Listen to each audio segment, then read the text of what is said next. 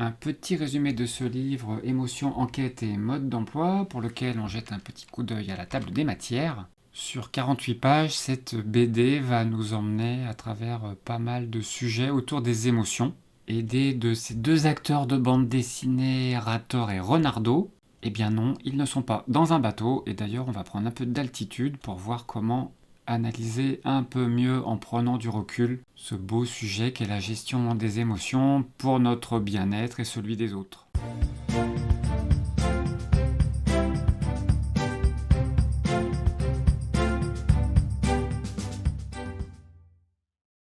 Alors pourquoi cette BD, son auteur Armella Lung nous dit ici qu'elle a pas mal galéré avec ses émotions, alternant des périodes d'aridité émotionnelle et aussi des grandes tempêtes. Et du coup, elle a fait son enquête à travers différents stages, que ce soit de la CNV, la communication non violente, ou d'autres techniques un peu moins conventionnelles. Et à travers tous ces outils, elle s'est demandé vraiment pourquoi on n'apprenait pas tous ces fonctionnements de nos émotions à l'école. Alors elle a eu la très bonne idée d'en faire une BD sur les émotions. Et le fil guide de cette BD, eh bien ça va être les fameuses chaussettes, qui sont souvent pris comme exemple pour les guéguerres au sein des foyers. Alors voilà, Rator se plaint que Renardo a encore laissé traîner ses chaussettes sur le canapé. Et ce sujet le met très en colère. Et il en va jusqu'à parler de comportement irresponsable. Et la première invitation ici, c'est de penser différemment. C'est pour ça qu'elle dit « Et si la cause de ta colère n'est ni Renardo, ni ses chaussettes ?» Et c'est à partir de là que l'enquête est menée. Et pour Rator, ça paraît évident, car en voyant les chaussettes, la colère monte, et donc c'est forcément Renardo le coupable. Seulement d'ores et déjà, on commence à dire que entre l'information, son traitement et le déclenchement d'émotions, il y a tout un processus que l'on n'est pas du tout habitué à intégrer et à questionner. Donc ce n'est pas forcément l'information qui est en cause, mais le traitement de l'information, et c'est là où ça peut commencer à chatouiller, parce qu'effectivement, le traitement de l'information, eh ben, c'est nous-mêmes. Et comme elle dit, on est tous responsables de nos émotions, et c'est plutôt une bonne nouvelle. Après, il y a un assez long développement sur comment accueillir une émotion. D'ores et déjà, on insiste bien pour dire que ce n'est pas de les ignorer la solution. Et comme elle dit ici, l'information continuera à toquer plus fort jusqu'à ce que l'on ait le message.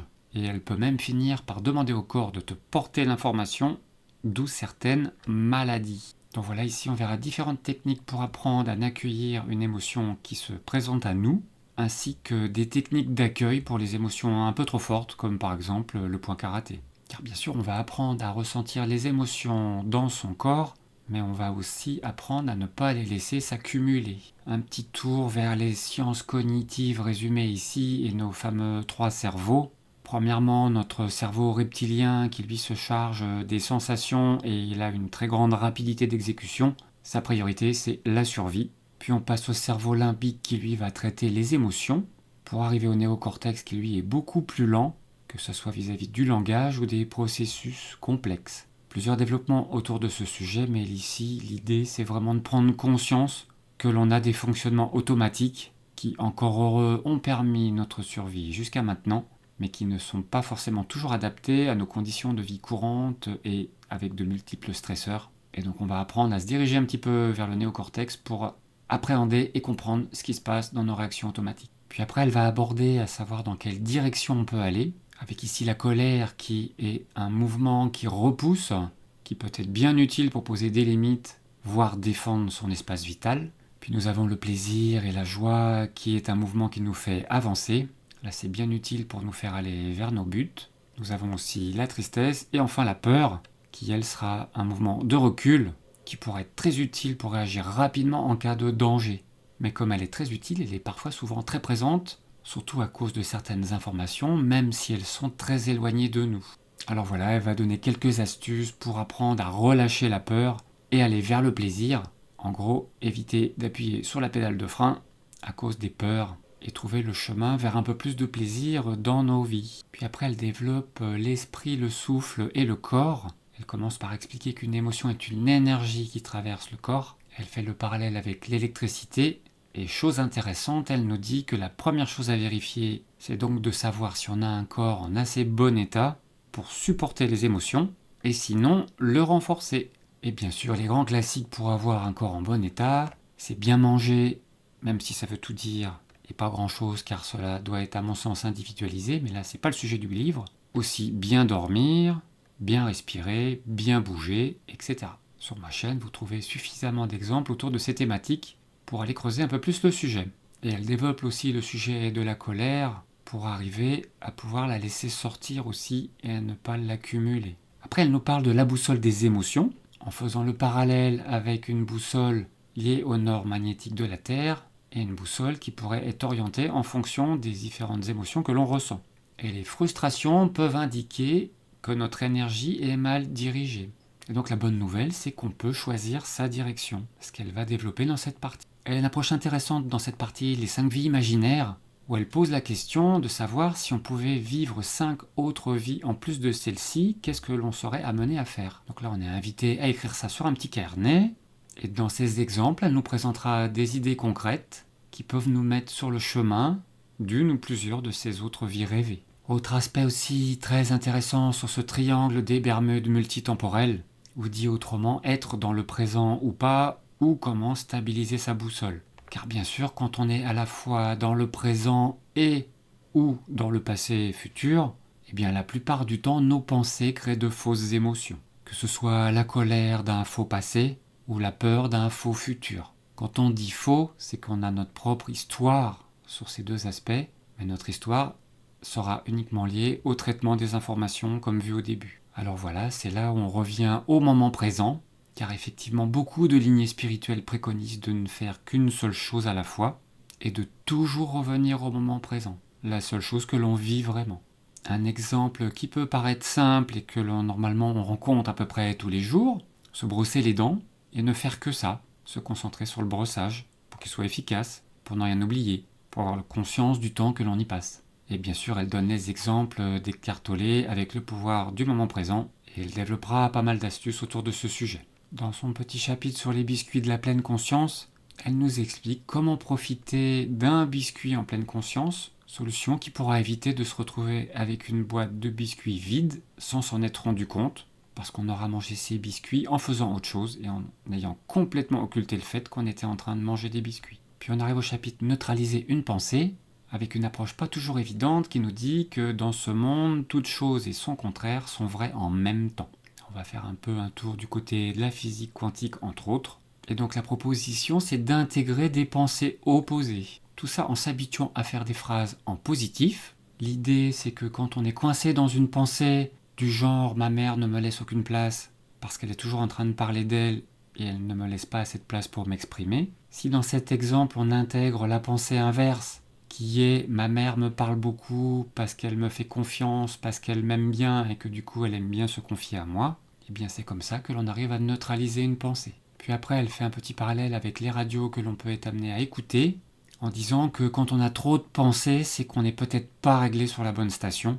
Bon après si on fait un parallèle avec notre monde d'informations multiples, ça me fait aussi penser au fait d'écouter beaucoup de sources d'informations en même temps et toute la journée, ce qui peut amener à générer beaucoup d'émotions.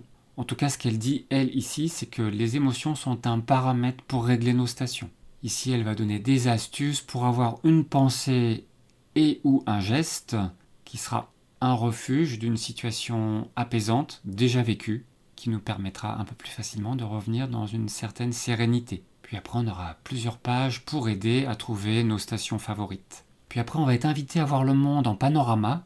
Et là, on nous dit que notre façon de regarder le monde influe sur nos émotions. Car en effet, une vision étroite est inconsciemment associée à une situation de survie et une vision plus panoramique à une situation de sécurité. C'est illustré par ce petit dessin. La survie, c'est quand on doit fuir quelque chose et effectivement on vise un point au loin et on ne regarde pas trop ce qui se passe autour. Alors que quand on est amené à rechercher la sécurité, on va prendre un peu plus conscience de notre environnement. Alors là, on sera invité à prendre du recul, dans tous les sens du terme. Puis après, on arrive à une partie très importante pour nous aider à trouver les mots. On sera invité à enrichir notre vocabulaire émotionnel, ce qui pourra nous aider à identifier ce que l'on ressent, ainsi qu'à trouver les mots pour exprimer ce que l'on ressent. Ça sera très utile pour nous, mais aussi vis-à-vis des autres qui nous entourent. Par exemple, être en colère en soi, ça ne permet pas de savoir vraiment comment on se sent. Est-ce qu'on est sur une phase tournée vers l'extérieur plutôt explosif, ou au contraire dans un aspect plutôt dur et fermé? Donc cette roue permet plus facilement de trouver les mots qui collent le mieux à notre situation, en fonction de si on se sent souple, fermé, vers l'extérieur ou vers l'intérieur. Car voilà, elle a dans sa roue complété pas mal de mots autour des émotions, et en fonction de ces notions, on va pouvoir se diriger et évoluer pour arriver à trouver la situation qui ressemble le plus à celle que l'on est en train de vivre. Et on termine par trouver l'information derrière l'émotion. Et ici, Rator nous dit que c'était drôle au début, mais elle dit qu'elle s'est fait aussi plein d'ennemis à cause de cette fichue carte. Elle pense s'être bien exprimée et que cela n'a pas toujours été très bien accueilli. Car en effet, si on imagine toutes ces situations, transposer son ressenti juste comme ça va pas amener énormément de compréhension de son entourage. Et voilà, pour sortir de cette impasse, eh bien l'enquête va continuer vers le besoin caché derrière les émotions.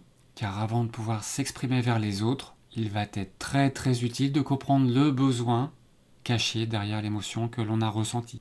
Et c'est ce que l'on verra dans le tome 2 de cette BD. J'en arrive à mes conclusions personnelles, c'est vraiment une très chouette BD qui va nous permettre d'avancer dans la gestion de nos émotions. Et comme elle dit, c'est bien dommage qu'on ne voit pas ça à l'école. Elle conseille cette BD à partir de l'âge de 7 ans. Et je trouve que c'est effectivement une très bonne idée d'avoir ce genre de manuel pour pouvoir le parcourir avec nos enfants. On a un ouvrage qui est ludique, qui est aussi plein d'humour, et avec pas mal de choses qui ont du sens, pas mal d'astuces, pas mal de progression. C'est un ouvrage que l'on pourra reprendre à plusieurs reprises, car bien sûr, c'est tout un cheminement. On a tellement des réactions qui sont ancrées à la fois par l'éducation, par notre environnement, mais aussi par notre fameux cerveau reptilien, que c'est un sujet qui demande de la répétition. Et l'avantage de ce support, c'est qu'on pourra le faire dans la joie, cette énergie donc qui va nous permettre d'avancer sereinement. Voilà pour le résumé de cette BD.